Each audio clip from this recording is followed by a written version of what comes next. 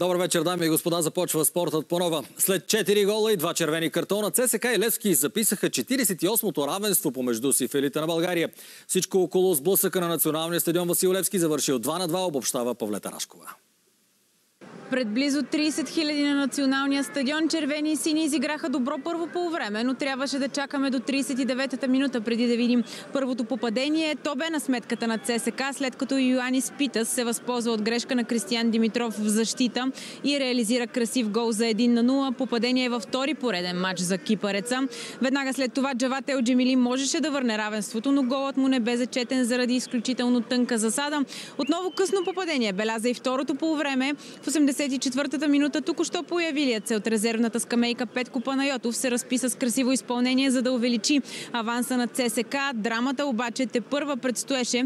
Левски реагира и в добавеното време друг играч, появил се на терена преди минути, Илиян Стефанов, върна надеждите на сините, намалявайки резултата. Малко след това се стигна до напрежение между футболисти на червени и сини, което доведе до червени картони за Джеймс Ето и Фабио Лима. А в финалните секунди на двубоя големият герой за Левски се оказа Алдаир, който изравни за крайното 2-2.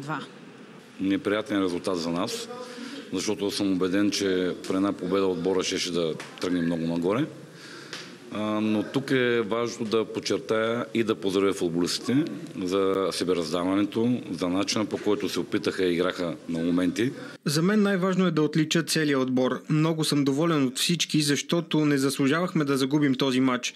Честно казано, ако трябва да анализирам двубоя изцяло, той бе равностоен до голяма степен. Може би играхме малко по-добре от съперника. Тима ми не се предаде и в крайна сметка завършихме като по-добрия отбор.